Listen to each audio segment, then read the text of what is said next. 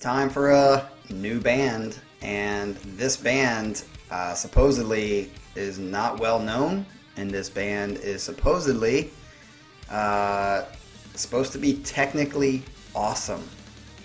Now, coming from a Dream Theater background, and that being my favorite band, as you all know, the commenter who suggested this song and this band claimed that this was Dream Theater times 2 technically, and I'm highly doubtful, but I'm open to being wrong, because my kind of pet peeve, I should say, is that when people say like Jimi Hendrix is the best guitar player ever, and it's like, he was great for his time, he was awesome, but the way mankind works is it just keeps getting better and better and better and better, at least in skill kind of situations. So like, it's the same situation with Michael Jordan. I'm sorry, but Kobe, and especially LeBron, because I think LeBron's the best, are better than Michael Jordan, okay? Like, they just are. They're superior athletes, and they're in a different time. They're better than, and they're playing against better competition. And it's just the way it goes. And so I have to apply my same theory to music. John Petrucci, in my opinion, I mean, when we're at the tier of like John Petrucci, Steve Vai, Satriani, all those guys, when you get into that tier, everybody's kind of like, I mean, it's just like preference at that point, because technically they're all in the same whatever. But to me, Petrucci is the best guitarist of all time right now, because not just his technical ability, but his writing ability is, I think, superior to everybody else. But that's just my opinion. But I have to accept the fact with my own theory that in the future, maybe now, even now, or in the near future, someone is going to surpass Petrucci in guitar skills and writing composition and stuff like that. Maybe this band is it. So, Mr. Baggins, the one who told me to listen to this group, the group is called Spiral Architect, and the song name is called Spinning. So I'm excited to actually hear this. There's a challenge that's been laid down, or at least by words, and hopefully I'm open to the fact that I can be wrong, and if this is technically superior and well-written construction-wise to Dream Theater, then I'll admit it. But it's hard for me to believe, because I've just not heard a band that can write like Dream Theater and do the technical things that Dream Theater does together, and how tight they are. So let's get into this song and see how it sounds. I'm kind of excited, as you can see in my smile. Let's go!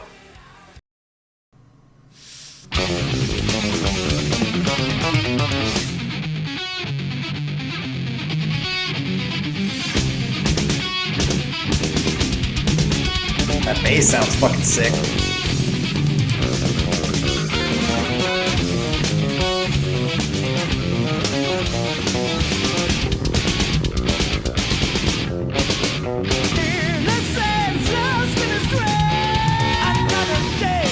Oh, that was...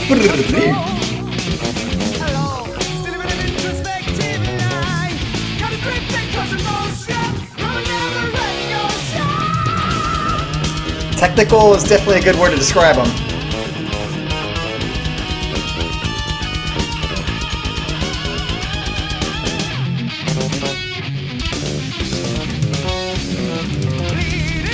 Is this Charlie DiMinci? Sounds exactly like Charlie DiMinci. This really reminds me of When Dream and Day Unite type of sound. Mostly because Charlie DiMinci. And the writing style is very similar to When Dream and Day Unite.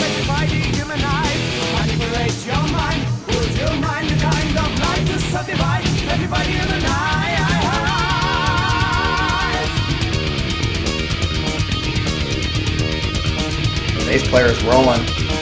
I don't like the bass player's tone as much. It sounds kind of weird, but it's definitely ripping it up.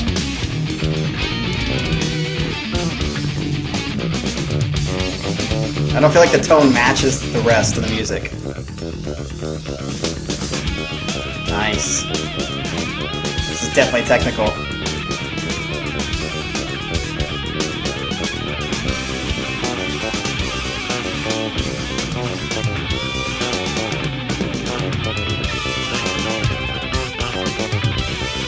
I will deny us.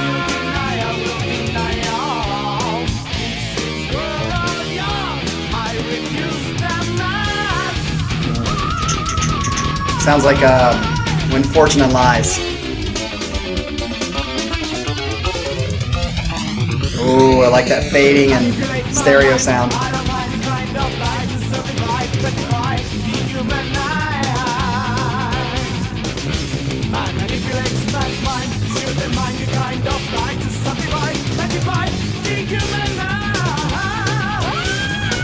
Ooh.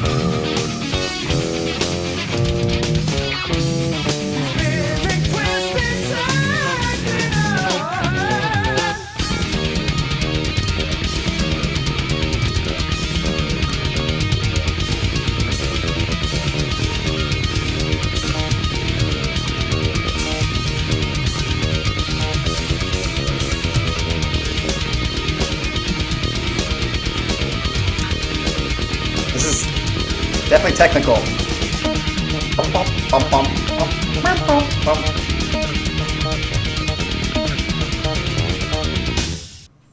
Is that it? Man, that was definitely quick. Okay. How can we break this down so I can hopefully communicate my thoughts the best that I possibly can? Okay, number one, first thing, yes, technical was definitely true of what I heard. And Mr. Baggins, I give you credit for that because that was definitely technical right from the gate all the way through the whole song until it ended suddenly. However, number two, I don't even think, and maybe it was just like I don't know, a general way of kind of speaking of this band, but it definitely wasn't more technical than Dream Theater. There was nothing in that. When I hear technical, that's be able to play things that other people can't play. Not necessarily, it doesn't have to be attached to musical composition. It's just the technical ability to play the instrument. There was nothing in that song that Dream Theater couldn't play. Especially when you're talking like the bass player. I think the bass player outshined everybody in this song. Now, probably not true in other songs because you can tell that all the people in this band can play very technically. But in this song, it was like the thing that caught me the most was the bass players, like doing a lot of like fast running stuff. But that's nothing for John Mayung. John Mayung, especially in like Dance of the Eternity, Change of Seasons, when he's doing runs like that, he could do that stuff. So I wouldn't say that they were out of the league of Dream Theater technically, at least in this song. Now maybe later they do some stuff that I don't think that Dream Theater could do. Third, I've said this in other videos, and I'll continue to say this because, certain listeners are only going to listen to this song and they won't hear what I say in the other videos, but I'm going to say it again in this video. There are two sides of progressive music to me. On the one side, you have like your Yeses, your Genesis, your more melodic, not as technical, more melody-driven type of bands. And then on the other side of it is your heavier, I would say Meshuggah is probably the best example I can come up with to like put this other side as a staple. Usually heavier, usually technical. Melody is not a piece. Repetition is more of a piece. Tends to be, and yeah, it's less catchy hooks. It's just more technical stuff. So it's like technical. I'm sorry, over here is melodic, over here is like technical, and usually tends to be more heavy, like death metal, that kind of stuff. I've always said I put Dream Theater pretty much in the middle, around the middle. I put, let's see, who else? I think Devin. I'm not going to go through all of them. I've done this in other videos, but this band is definitely more on the Meshuggah end of it. This was very technical. It wasn't heavy as in death metal heavy, but it was definitely more technical, and there was very little, if at all, repetition. The only repetition I heard was like this little high guitar line. That was it, and I think they repeated it only once. Everything else was very just like almost like taking all these different kinds of riffs and runs and putting them together and meshing them together into one song. And it was a very quick song, which I was surprised about, which tends to go against progressive norms.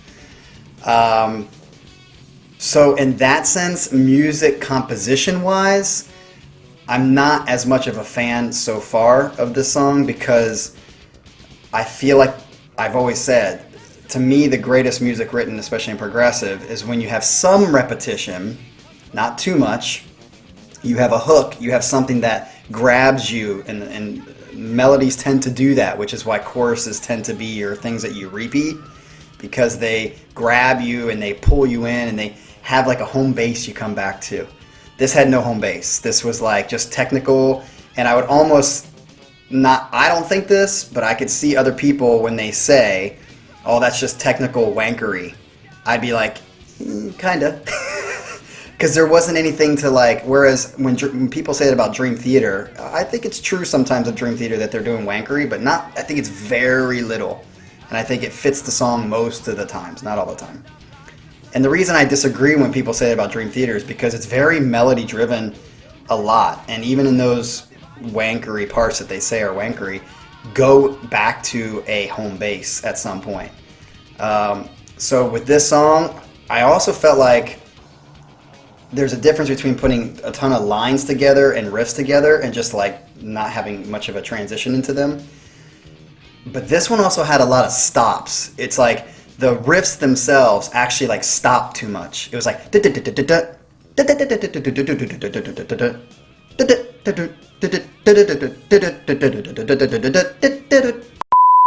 so it kind of reminded me of like the Metropolis middle part where it's like it's kind of similar. So that was my number 3 point. My number 4 point though is I'm definitely interested in more of this. So I'm definitely like, I guess I should say on the technical side, yes, they're very technical and I love technical ability. So I'm down for that. On the other side, I didn't hear good music composition as far as like a cohesive, nice song that catches me. It definitely sounded more, have you ever heard of Tribal Tech? Tribal Tech is really, really good. They're more jazz fusion kind of music. This kind of lent itself to more of a jazz fusion feel. So, I don't know. I mean, they are very different than that. But I would like to hear more of like a cohesive whole, where jazz fusion, jazz like avant-garde jazz, tends to be no connection. It's very out there. I would almost put this in that category for rock, progressive rock, than yes, Genesis, for instance, which is completely the other side of it. So as always, check back for more interesting content. If you've never heard this band before, hopefully this exposed you to new music and you liked it, and you can check back for more of this band, because I'm definitely going to probably check them out 1 or 2 more times to hear what they sound like in different styles or maybe different songs. As always, like and subscribe to my channel and check back for more content quickly, because it'll be coming. See ya.